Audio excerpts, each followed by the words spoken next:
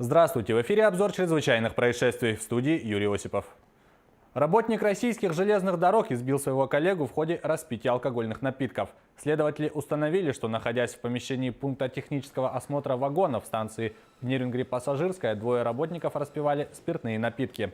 В ходе застолья между мужчинами возник конфликт, переросший в драку. 28-летний мужчина ударил рукой по лицу своего коллегу, от чего тот упал на пол, после чего продолжил бить по голове руками и ногами. Обвиняемый полностью признал свою вину. Возбуждено уголовное дело. По факту авиационного инцидента с самолетом Сухой Суперджет-100 авиакомпании «Якутия» возбуждено уголовное дело. По версии следствия, 10 октября в 3:20 ночи по местному времени самолет авиакомпании «Якутия», выполнявший рейс по маршруту Улан-Удэ-Якутск, после посадки в аэропорту Якутии выкатился за пределы взлетно-посадочной полосы. На борту находились 91 пассажир и 5 членов экипажа, которые были эвакуированы при помощи аварийных трапов.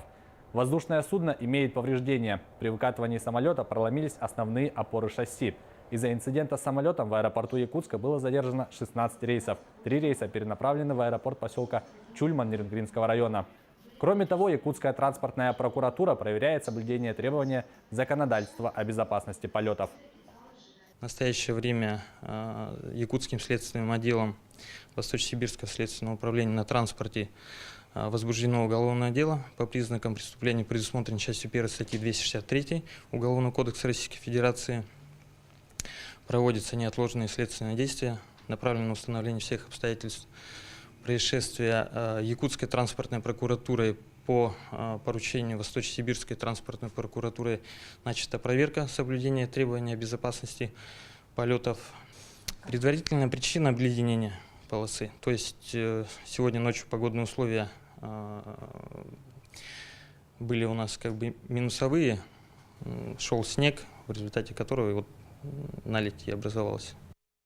Прокуратура города Удачный утвердила обвинительное заключение в отношении местного жителя. Он обвиняется в мошенничестве. По версии следствия, обвиняемый, будучи отчисленным из вуза, не поставил в известность своего работодателя, чтобы дальше получать дополнительный отпуск с сохранением зарплаты.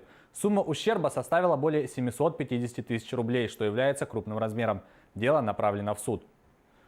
В Тамоте Алданского района Якутии водитель Toyota Vista Ardeo совершил наезд на женщину, шедшую по дороге во встречном направлении.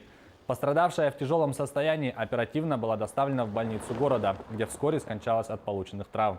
Водитель был трезв. В своем объяснении указал, что не заметил пешехода. ДТП произошло на улице Нагорная в Тамоте вечером 9 октября. Гололед осложнил ситуацию на дорогах во многих районах Якутии. Так, утром рейсовый автобус номер 110 в селе Верхний Бестях перевернулся при подъеме в гору. Водитель автобуса не выдержал безопасную скорость, съехал с дороги и перевернулся. В момент ДТП в салоне находились около 25 пассажиров. 9 из них обратились в больницу за медицинской помощью.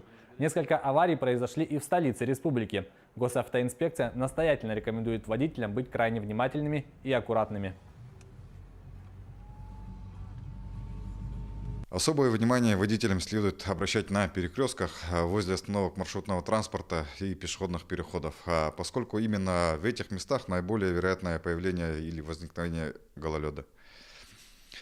Также пешеходам необходимо быть внимательными, переходить дорогу в строго установленных для этого местах, перед этим убедившись в том, что вас пропускают.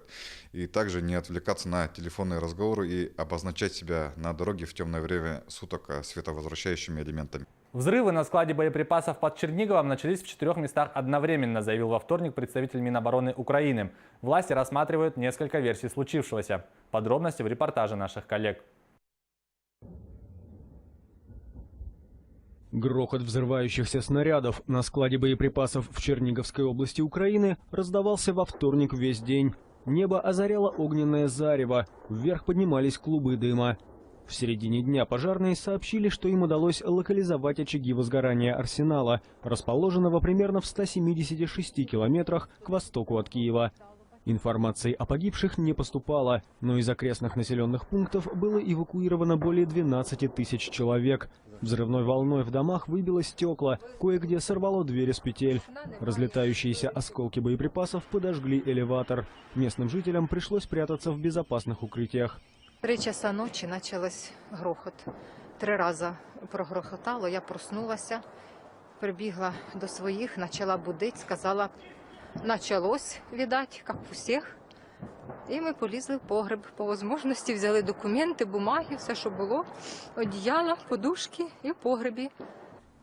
Украинские власти заявили, что рассматривают несколько версий случившегося, в том числе саботаж.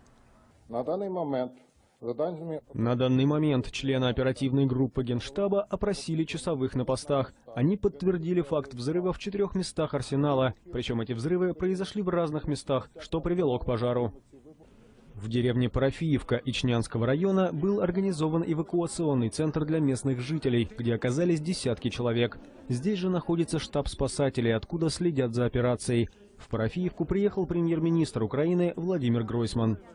Але на превеликий жаль, те, що відбулося, це К відбулося. сожалению, случилось то, что случилось. Я думаю, это просто ужасно, что у нас в систему уже вошли взрывы на складах боеприпасов. Это большая проблема, с которой надо серьезно разобраться.